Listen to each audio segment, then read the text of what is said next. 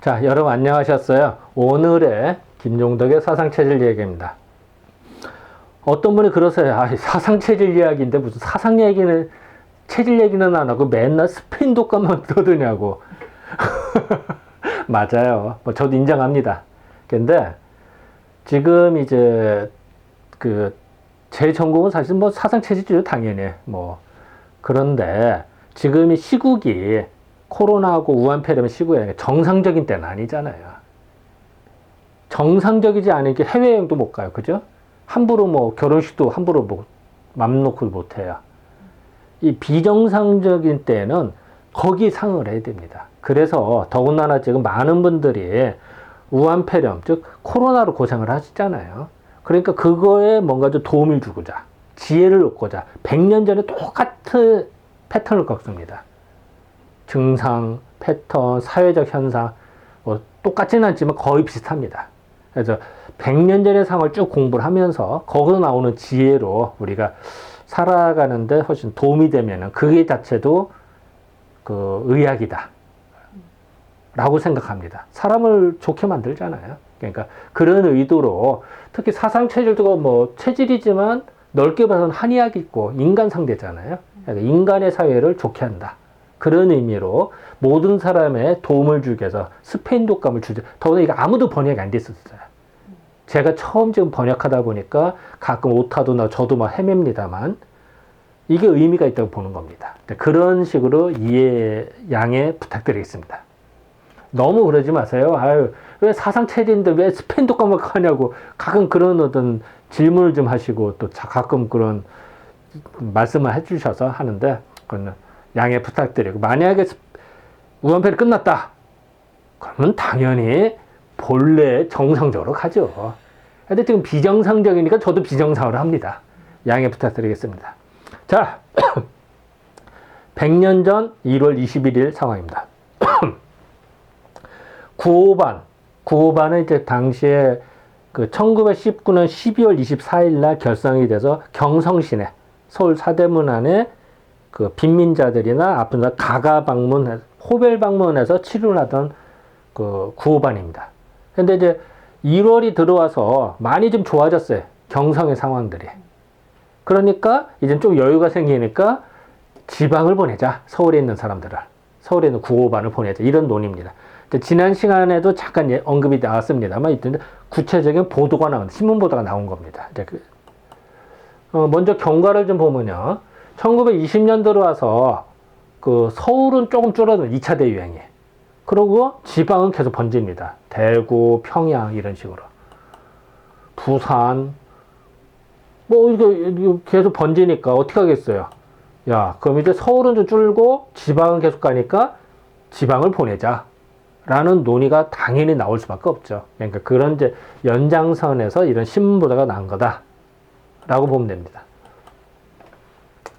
자, 악감은 이제 악성 감기라는 얘기죠. 그러니까 스페인 독감, 악성 감기가 유행하는 곳에 어디? 지방. 평양이나 뭐 대구나 뭐 부산이나 뭐 이런데, 원산이나 어쨌든 이런데 9호반을 파견하자. 저도 파견은 요새도 쓰는 단어죠. 뭐 어디 파견 보낸다고 하잖아요. 대대적 예방구자. 먼저 선제대응을 하자. 선제대응, 그러니까 환자가 병원에 오기 전에 미리 찾아가자. 집집마다. 그리고 미리미리 구호하자. 이런 의미입니다. 어쨌든 뭐 나름대로 잘하는 겁니다. 이 당시에는. 뭐 박수 받을 일입니다. 이거는. 자, 구체적으로 보겠습니다. 악감 유행지, 악성 감기 유행지에 9호반을 파견하자. 대대적으로 예방하고자 한다.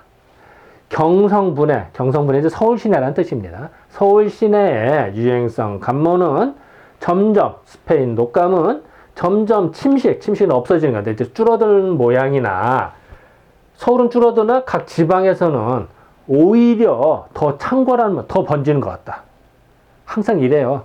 한 군데가 확 하면 한 군데 줄어도 다른 곳이 또 이렇게 물결 모양 같이. 그 파도 같습니다. 이게. 이런 것으로 경성 분해의 서울 시내에 그 유행성 감모는 점차 침식되는 모양이나 각 집안, 이거 또 나왔네? 죄송합니다. 제가 편집하는 과정에서 이렇게 됐네요. 경무고 위생과에서는 신의 활약 중이던 구호반 일부를 나누는데 나누어서 유행지, 유행하는 곳에 파견하기로 했다. 뭐 잘하는 겁니다. 19일 날, 이제 구호반, 이제 대개 이런 경우는 구호반의 의사 이름을 따서 누구누구 이름을 땁니다. 그래서 어쨌든, 일본 발음은 제가 모르겠고요. 이견이라고 하는, 이제 또 이 당시에도 번역도 이렇게 돼 있으니까, 이견인의 구호반 이름입니다. 이견 구호반과는 평양에, 또 판본이라는 구호반, 구호반 한 개는 평양에, 한 개는 대구로 각각 출발을 했다. 이미 출발했어요. 19일 날. 출발을 하고, 부산이나 원산, 이런 등지에도 파견인데 판견으로 잘못 나옵니다. 이게. 오타로 보여요. 판견은 없어요. 아무리 뒤져봐도 해당되는 문구를 못 찾았는데, 파견을 잘못 쓰지 않았나. 라고 보입니다. 그래서 파견하고자 준비 중이다라. 그러니까, 자, 이 얘기는 뭘까요? 평양과 대구가 더 심각하고, 부산과 원산은 상대적으로 평양과 대구보다 조금 이순위로 생각 안 됐어요. 그러니까 다시 말하면 평양과 대구는 심각하다를 간접적으로 읽어낼 수가 있겠죠. 이 문구에서도. 대구 우선순위를 먼저 하게 되잖아요. 자, 이 당시 보면은 작년, 그러니까 12월 27일 날 구호반이 조직되었다고 했잖아요. 이때 조직돼서 24일 날 조직됐는데 신문보도 27일 날 나옵니다. 그래서 이것이 계속 활동을 했는데 불과 20일 정도, 보름 내지 20일 활동하고 지방으로 파견 나간다. 이런 얘기입니다. 자, 얼마나 심각했느냐? 평양을 좀 보도록 하겠습니다. 평양은 1차 대유행 때 10월 달에 유행하네? 또 평양에는 일본 군부대가 있었습니다. 그러니까 항상 일본 군부대가 온상지입니다. 그래서 여기 딱 신문보도에 나와 평양 보병부대 300명이 감염됐다. 그래서 훈련도 못했다. 그리고 이제 환자가 좀 더 퍼지니까 5,000명 늘고, 그리고 이제 드디어 이제 병원에 있는 간호사들도 다 감염이 되고, 그리고 이제 학교는 당연히 휴교가 되고, 우체국도 업무가 마비가 되고, 공장, 회사 다 감염돼 전파를 쫙 되는 거니까. 그래서 드디어 평양의 절반이 감염됐다. 결코 작은 숫자는 아니죠. 그리고 100여 명이 사망했더라. 그리고 그래서 요게 100여 명이 사망했는데 1920년 들어와서, 그러니까 이제 2차 대유행입니다. 2차 대유행. 2차 대유행 때는요, 6일간에 260명이 사망합니다. 자, 다시 보겠습니다.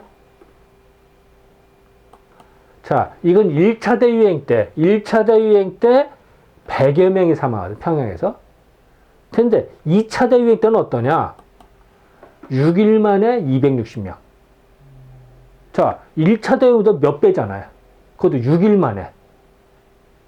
소름이 안 끼칠 수가 없죠. 1차 대유행 때 많은 사람이 사망했다고 하지만 평양에서 100여 명이 사망했던 기록이거든요. 물론 이제 그 뒤에도 더 많이 사망했다. 신문 기록에 의하면은.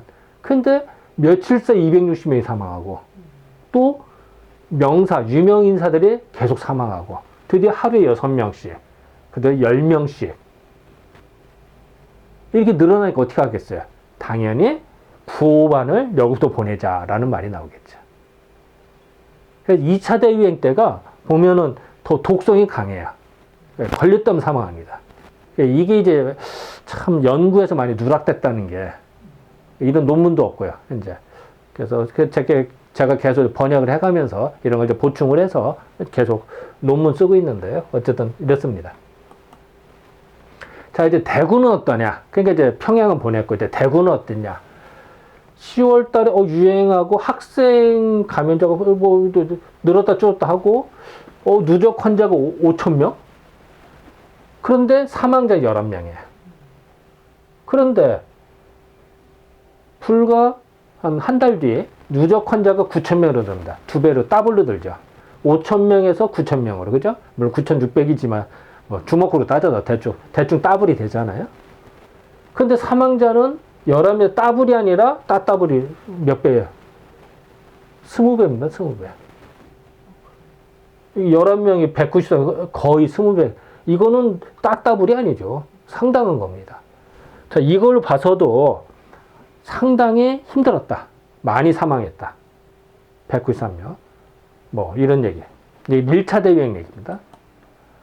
그리고 이제, 요거 1차 대유행의 연장이니까요. 1919년 상반기에는. 그래서 뭐, 이제 이건 이제 1차 대유행 소개입니다. 가을에 대구가 만연했다. 뭐, 한 집안식과 다, 걸려서 뭐 모친이 실성해서 자살했다. 이런 뭐 토막 뉴스고요.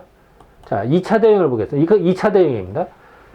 1919년 11월, 12월에다가, 이때 12월에 대구는 매일 서너 명이 사망합니다. 서너 명.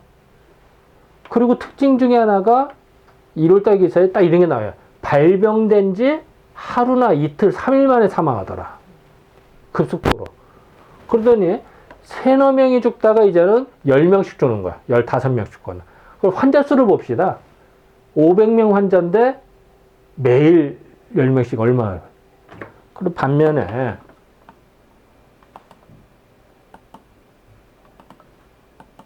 그전 환자를 봅시다. 자, 환자 수가 5,000명 환자였는데 11명. 9,000명. 거의 10,000명인데 뭐 한 190명, 그 200명. 자, 비율을 봅시다. 환자 수에 비해서 사망자가 그렇게 많지가 않죠. 그죠? 10,000명, 이제 정확하게는 반올림에서 그러는데 거의 10,000명이라고 봅시다. 편히. 10,000명에서 한 200명이라고 봅시다. 10,000명, 200명인데. 여기는 어때요? 500명인데 매일 10명이라고. 저, 열흘이면 100명. 한 달이면 300명이 되죠. 500명 환자인데. 훨씬 사망자가 많다는 걸 알 수가 있어요. 비율로 봐서. 물론 이제 전체 통계는 신문보도 안 나서 모르겠습니다만, 어쨌든 기록상으로는 그렇습니다. 그러니까 이렇게 하니까 노상에서 객살아요. 길 가다가. 그러면 인심이었다가 민심이 흉흉할 수밖에 없죠.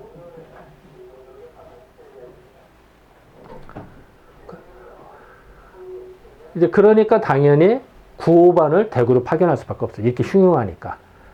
왜냐면 정부 입장에서는 평양하고 대구가 사망자가 막 급증하니까 당연히 우선 순위로 보낼 수밖에 없다는 거를 이 신문 기사 내용으로 읽어낼 수가 있죠.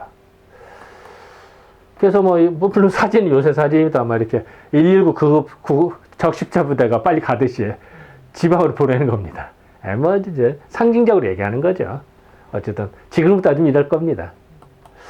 자, 고차를 보도록 하겠습니다. 경상은 좀 줄어들고 지방은 계속 번진다.